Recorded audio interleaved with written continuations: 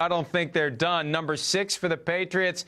And nobody believed. Bill Belichick said it himself from the podium as they got the trophy. No one believed. Counted out from the start of the season. What a crock. Of course people believed in the Patriots. But you know what? If you only want to listen to the doubters and you shut out the ones who are praising you and believing in you, hey, that can be an ingredient in prompting your team to achieve more than anyone would have imagined, Chris. End of the day, 13-3, lowest scoring Super Bowl ever. Almost a shutout. And the Patriots get it done defensively against the Rams. Look, I said this in the radio side, Chris. If you tell Sean McVay last week, hey, you know what? The Patriots are only scoring 13 points in Super Bowl 53. Sean McVay's taking that and he's running with it. And he is assuming he's going to need to measure his ring finger for a big, giant, gaudy Rams Super Bowl ring. Yeah, well, I mean, Sean McVay got a little piece of humble pie on Super Bowl Sunday. There's no doubt about that. The Patriots defense, where we've talked about it a lot, that's secondary. It's special. It was in the conversation, or if not, the best secondary all in football. But again, I mean, it's the New England Patriots at the end of the day doing what they had to do to win this particular game. Not worried about TV ratings or how everybody thought it was going to look on, flashy, sexy, big plays, lots of points. They realized, Bill Belichick, at some point during his preparation, Mike, that okay, our defense can stop this Rams offense, and we can play conservative on the offensive side of the ball with Tom Brady in our running game, and we can win a low-scoring game. And that's what they chose to do, and that's why they're New England. They're not worried about narratives or anything else. It was just what it took to win this football game. They weren't going to let Aaron Donald and Ndamukong Suh ruin the game. I think that's the game plan that we saw. Yeah, and we saw the defense really on both sides clamp down on the offenses. But you're right. Bill Belichick was happy to do it and happy to force Jared Goff into 3 and out, 3 and out, 3 and out. They had 57 total yards in the first half of the game. And it felt like the Patriots were letting them hang around for too long. I mean, if this was the plan, I'd like to think that the intent was to score a few more points in the first half. They had the missed field goal. They had some opportunities. They had a huge time of possession advantage. They had a significant yardage differential. And it just felt like it was getting dangerous for the Patriots in the second half, especially when the Rams finally snap out of it and Brandon Cooks is wide open at the back of the end zone and Jared Goff doesn't get him the ball in time, and it could have been 7-3, and that bubble pops all of a sudden. I just feel like the Rams were one play away from waking up. They just never could wake up, Chris. They never could make it happen. They never could come out of that funk. And, on that last drive when they were down 10 and there was a greater sense of urgency, they made it happen. But it felt like they were asleep the whole game and nothing could get them out of it. No, New England's size up front gave the Rams trouble in the running game. We just talked about the talent they got in the secondary. That slowed down the pass game. Goff, we saw it. He's just not the type of quarterback that can always make plays with just his pure physical ability in these type of moments. Gurley was a non-factor. None of the big-time playmakers of the Rams really had their names called on a consistent basis, right? And yes, I mean, to your point, Mike, I think you're 100% right. I mean, the Pats certainly wanted to score a few more points, and they were teetering on that danger's edge. But you talked about it, missed field goal. We're driving on the first drive when Brady threw an interception. But at the end of the day, I do think they managed the game to be somewhat ugly. And they, maybe didn't think it was going to be 13-3, but maybe they thought they could win a game 20-10, 20-13, that style of play. But it's just fascinating what New England has done. Boston over L.A. again, just like the World Series. Yeah, L.A., I'm sorry, it was a great year, but just like the World Series, your team just isn't quite the team that Boston has. The New England Patriots just find so many ways to beat you, and that's what they're amazing. Bill's ability to collect a whole lot of good and not have great in one area, and it just makes them malleable to match up against any team in football.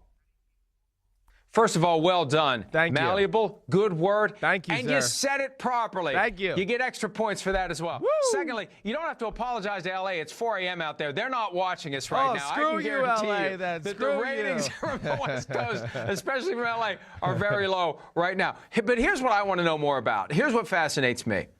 We were led to believe that Todd Gurley is fine. He ain't fine. We were led to believe that he was going to be a huge part of the game plan. He wasn't a huge part of the game plan. And this idea that, well, the opportunities weren't there, baloney, because they weren't getting blown out. It's different if you're down 17-0 and you have to abandon your running game. They just never got it going, and they never tried to trust Gurley. And there was a long stretch in the first half where he had one touch, and it was a back-and-forth close game. You got to reset. Every time that the Rams managed to get the Patriots off the field and get the ball back, it was a reset for that offense. And they never embraced Gurley the way that they led us to believe they were going to. I think he was a decoy. I think there's something wrong with him. And I think it's just a matter of time. 2 to 4 weeks from now, we're going to find out that Gurley had some sort of procedure on that knee. And he said it himself after the game. Well, we're going to have our physicals on our way out the door. Something's not right with this guy. And it could be that he hid it from them, that he's kept it quiet and kept it to himself. And that's what's kept the team from having to disclose it. But that knee, I think, isn't right. That's the only logical explanation at this point.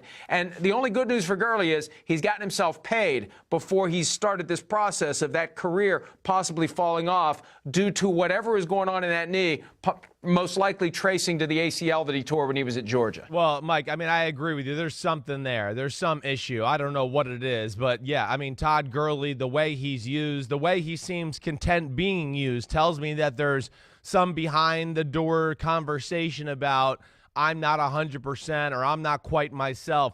I don't know what it is exactly. The season of, wear and tear, and maybe they rode him too hard, through the first 11 weeks where he kind of just died out at the end. But either way, just disappointing for all these guys. I mean, the Rams were such an exciting team all year long. I'm not only disappointed in Gurley and Goff and, some of the other playmakers, even on the defensive side of the ball, but Sean McVay, too. That was a disappointing performance. How much last week did we talk about, Mike, right? Like, self-scout thyself. I didn't see a whole lot of new wrinkles from that Rams offense. I could be wrong. I'll have more answers on the Wednesday show when I watch the film and really do a deep dive. But I didn't see anything just watching on TV that I said, oh, wow, that's a cute little wrinkle. I doubt you did either. Oh, wow, that's a neat way to do it. I just felt like it was status quo. And status quo doesn't get it done against the Patriots. No, not when you have 2 weeks to get yourself ready and your opponent has 2 weeks to get ready to face you. And I wish I could remember who found this and who talked about this, because I'd like to give them proper credit. But at some point over the past few days, I saw something somewhere on TV showing that the Rams had gone back to the well 3 different times in the NFC Championship game with Jared Goff rolling out to the right. They did it in overtime, and he had 2 guys in his face, and he made a great kind of close your eyes and hope for the best throw on 2nd and 13 to help push the ball toward the winning field goal margin. But you can't pull that crap against the Patriots. You can't use the same play twice. You definitely can't use the same play 3 times. And it'll be interesting to see what you find in the film. But is it possible? Is it possible that kid genius, while still a kid, may not be the genius that we've all assumed that he is? Are we allowed to even say that? They're not watching in L.A., so maybe we can. But is it possible, Chris? Well, I wouldn't go that far. I'm not going to sit here and say, I'm not going to wipe away a full, really 2 years worth of evidence to say that offense has been hot. McVay's done so many good things. But I do think that we've seen, at least here down the stretch, he's had to manage things a little differently, too. I think that with the Gurley factor, I think we got to remember that. And I think the fact that Jared Goff really since the bye week has not been the same player that's been able to create some plays. He lost his mojo. That McVay's had to manage games differently on the offensive side of the ball. So I'm not giving him an excuse, because I do think that, hey, I expect more out of Sean McVay down the stretch. I didn't have games on film where I said, wow, the Rams became a running team the last few weeks of the season, the playoffs. They really just said, we're going to run the ball and we're going to just have some timely passing with Jared Goff. I think all of those things have led into it, let alone your theory on Gurley, which I got to think there's some issue there. But more than anything, Mike, they ran into the team, their kryptonite. They really did. Every team's got a kryptonite in football.